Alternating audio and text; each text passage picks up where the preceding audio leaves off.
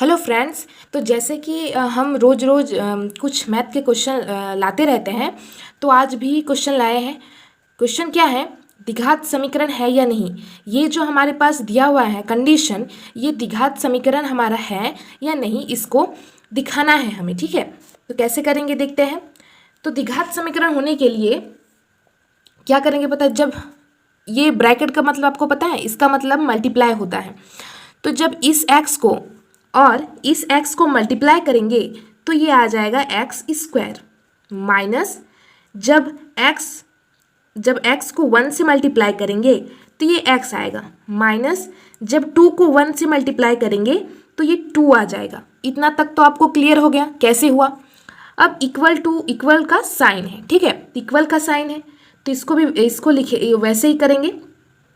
तो ये x और x मल्टीप्लाई होगा तो एक्स स्क्वायर, ठीक है, प्लस जब 5 और 1 को माइनस करेंगे तो ये प्लस 4x आएगा, ठीक है, माइनस यहाँ पर 5 से 1 को मल्टीप्लाई करेंगे तो ये 5 आ जाएगा। इतना क्लियर हो गया। अब क्या करेंगे, अब हमें करना, इसका जो आंसर निकलेगा वो -5x + 3 = 0 निकलेगा, ठीक है। अब कैसे निकलेगा, अब ये कैसे आया देखते हैं। तो एक्स स्क्वायर है -x -2 इक्वल इक्वल के साइड ये प्लस में है तो -x² आ जाएगा, -4x आ जाएगा और +5 = 0 आ जाएगा। तो ये x² कैंसिल हो गया। अब क्या और कुछ कैंसिल होगा? नहीं, और कुछ नहीं कैंसिल होगा। तो 5x -5x आ गया प्लस ये 3 आ गया, ठीक है, = 0 आ गया। तो क्या ये हमारा द्विघात समीकरण है? क्या हम लोग इसको द्विघात समीकरण बोल सकते हैं? द्विघात समीकरण में क्या होता है? ax² + bx + c = 0। अगर इस फॉर्म में आए तब हम कह सकते हैं कि ये द्विघात समीकरण है। लेकिन क्या -5x + 3 = 0 इस फॉर्म में है?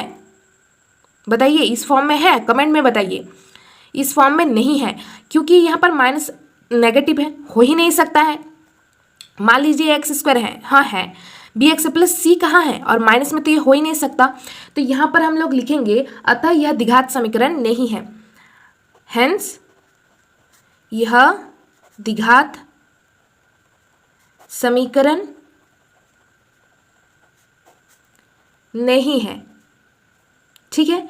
तो इन सभी क्वेश्चन को ऐसे किया जाता है सॉल्व। तो फर्स्ट क्वेश्चन आई होप आपको क्लियरली हो गया। अब सेकंड क्वेश्चन वैसे ही देखते हैं। अब सेकंड क्वेश्चन है वैसे ही सॉल्व करेंगे। तो यहाँ पर है आपका x² + 2x = -2 इंटू में 3 - x, ठीक है, ये आ गया, ये है। तो यहाँ पर क्या करेंगे, x² + 2x = 2 और 3 को मल्टीप्लाई करेंगे तो ये आ जाएगा -6 प्लस 2 और x को मल्टीप्लाई करेंगे तो ये 2x आ जाएगा। इतना तक क्लियर हो गया। अब इसको लिख लेते हैं x² + 2x इक्वल किधर साइड है तो +6 आ जाएगा और -2x = 0। -2x और +2x कैंसिल आउट हो गया, ठीक है। तो क्या बचेगा हमारे पास, x² + 6 = 0। हेंस यह द्विघात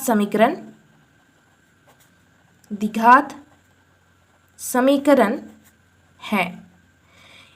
पहली बात तो इसलिए है क्योंकि यहाँ पर नेगेटिव का साइन नहीं है, उसमें नेगेटिव का साइन है। यहाँ पर ax² + bx + c = के 0 के फॉर्म में है। a का मान ये है, b का मान ये है, c का मान ये है, ठीक है, फॉर्म में है, यहाँ पर नेगेटिव में नहीं है। इतना बात क्लियरली लर्न रखिएगा कि कभी भी नेगेटिव अगर आंसर आए तो वो द्विघात समीकरण कभी भी नहीं हो सकता है, पॉसिबल नहीं है द्विघात समीकरण होना, ठीक है। तो अब नेक्स्ट क्वेश्चन देखते हैं जो हमें मूल ज्ञात करना होगा। तो देखिए इस क्वेश्चन में क्या बोला है, मूल ज्ञात करने के लिए। तो ये हमारा लास्ट क्वेश्चन है, ठीक है। फर्स्ट कंडीशन ये है, सेकंड कंडीशन ये है, थर्ड कंडीशन ये है, तो और फोर्थ कंडीशन ये है। तो फर्स्ट कंडीशन सबसे पहले सॉल्व करना होगा। तो क्या है, 7x² + 9 = 0। तो यहाँ पर हमें मूल ज्ञात करने के लिए सबसे पहले तो ये फॉर्म लिख लेना है, ax² + bx + c = 0, ठीक है। तो यहाँ पर a का मान कितना है, a का मान 7 है, क्लियरली दिख रहा है। b का मान कितना है, b का मान 0 है। c का मान कितना है, c का मान 9 है, ठीक है। इतना हो गया। अब मूल ज्ञात करने के लिए हमें एक फॉर्मूला होता है B square minus 4ac, B square minus 4ac। ये क्या होता है? ये विभवांतर का फॉर्मूला होता है। विभवांतर निकालने के लिए फॉर्मूला यूज होता है बी स्क्वायर माइनस 4ac। तो b का मान कितना है? b का मान हमारे पास है 0 का स्क्वायर माइनस 4 इंटू a का मान 7 इंटू में 9। तो ये आ जाएगा 0 माइनस, तो ये आ जाएगा हमारे पास 252। अब हमें देखना है कि इसका जो आंसर आ जाएगा वो आ जाएगा -252। ठीक है, अब हमें ये देखना है कि ये 0 से बड़ा है कि 0 से छोटा है कि 0 के इक्वल है। तो इसमें क्या है पता है? ये हमारे पास ये 0 से छोटा है क्योंकि ये नेगेटिव में है। नेगेटिव में कोई भी चीज़ 0 से छोटा होता है, ये तो पता है आपको। तो ये हमारा -252 0 से छोटा है। तो हमारे पास जो इसका आंसर हो जाएगा मूल, इसका जो आंसर होगा उसके बाद ये लिखेंगे कि इसका कोई वास्तविक मूल नहीं है। क्या लिखेंगे? यहाँ पर लिख देते हैं वास्तविक मूल नहीं है। ठीक है, मूल तभी निकालेंगे जब 0 इक्वल होगा या छोटा होगा, तभी मूल निकाला जा सकता है। लेकिन जब 0 बड़ा हो जाएगा तब मूल निकाला पॉसिबल नहीं है। अब सेकंड क्वेश्चन वैसे ही देखते हैं। सेकंड क्वेश्चन में बोला है 6x square minus 11x plus 3 equal to 0। ठीक है, तो इसमें जो a का मान होगा वो होगा 6। a का मान 6, b का मान -11 और c का मान यहाँ पर 3 आ जाएगा। ठीक है, अब विभवांतर निकालेंगे। तो विभवांतर निकालने के लिए फॉर्मूला होता है d equal to B square minus 4ac। तो -11 का स्क्वायर माइनस 4 इंटू 6 इंटू 3।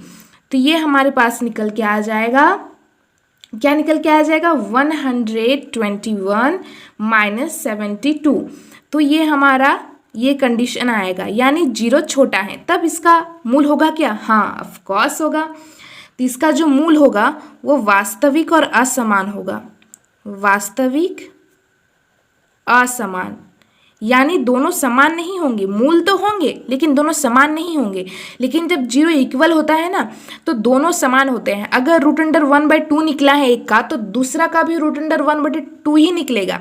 ठीक है, तो इसका जो होगा वो वास्तविक मूल तो होगा लेकिन दोनों असमान होंगे, सेम नहीं होंगे। ठीक है, तो अब मूल निकालते हैं इसके।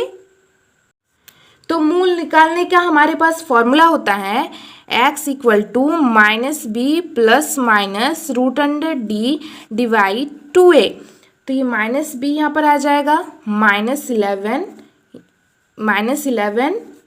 प्लस माइनस √अंडर में d का जो मान आया है वो आया है -11 का स्क्वायर -4 इंटू 6 इंटू 3। डॉट का मतलब इंटू होता है। ठीक है, डिवाइड यहाँ पर आ जाएगा 2 इंटू 6। तो ये आ जाएगा हमारे पास 11 प्लस माइनस √49 डिवाइड 12। तो ये आ जाएगा हमारे पास 11, सॉरी, तो ये हमारे पास आ जाएगा 11 प्लस माइनस 7। अब आप लोग बोलिएगा कि 7 कहाँ से आ गया? तो 49 का जो वर्गमूल होता है वो 7 होता है। ठीक है, तो इसमें एक आ जाएगा 11 प्लस 7 डिवाइड 12 और एक आएगा 11 माइनस 7 डिवाइड 12। तो इसका जो आंसर आ जाएगा 11 और 7 को जब प्लस करेंगे और माइनस करेंगे, जब प्लस करके डिवाइड करेंगे तो ये आ जाएगा 3 डिवाइड 2 और इसको जब माइनस करके 12 से डिवाइड करेंगे तो ये आ जाएगा 1 डिवाइड 3। तो ये हमारे पास मूल निकल के आ गया। ठीक है, अब थर्ड क्वेश्चन देखते हैं। अब थर्ड क्वेश्चन में बोला है x square minus X plus 1/4 equal to 0। ये हमारे पास थर्ड क्वेश्चन है। तो सबसे पहले हमें लिख लेना है, d निकालना है। तो d निकालने के लिए आ जाएगा -1 का square -4 into 1 1 divide 4 equal to ये आ जाएगा 1 माइनस 1 इक्वल टू 0। यानी यहाँ पर जो हमारा मूल है वो वास्तविक भी है और समान भी है, दोनों जो निकलेगा वो दोनों सेम निकलेगा, ठीक है। तो इसका आ जाएगा minus B plus minus root under D बटे 2a आ जाएगा इसका फॉर्मूला। तो ये आ जाएगा -1, बाहर में भी एक माइनस लगेगा, plus minus root under D में हमारे पास 0 आया है, तो 0 डिवाइड 2 इंटू ए का मान कितना है, ए का मान हमारे पास 1 है, तो ये आ जाएगा 1 प्लस माइनस 0 डिवाइड 2, तो ये आ जाएगा 1 प्लस 0 डिवाइड 2 एक बार, और 1 माइनस 0 डिवाइड 2 ये इतना आ जाएगा, तो ये आएगा 1 डिवाइड 2 कॉमा 1 डिवाइड 2। तो क्या हमारे पास मूल वास्तविक और समान आए हैं? ऑफकोर्स आए हैं, दोनों वास्तविक तो है ही और समान भी है, क्योंकि दोनों का मूल 1/2 निकला है, डिफरेंट नहीं निकला है। अब लास्ट क्वेश्चन, फोर्थ क्वेश्चन देखते हैं। जो लास्ट क्वेश्चन, फोर्थ क्वेश्चन है हमारे पास, root under 7y² minus 6y minus 13 root under 7 equal to 0। यहाँ पर हमारा क्वेश्चन है फोर्थ, जो लास्ट वाला क्वेश्चन है, ठीक है। तो इसको कैसे करेंगे, वैसे ही d का मान निकालेंगे, d equal to b² minus 4ac होता है, तो ये आ जाएगा -6 का square minus 4 into root under 7 minus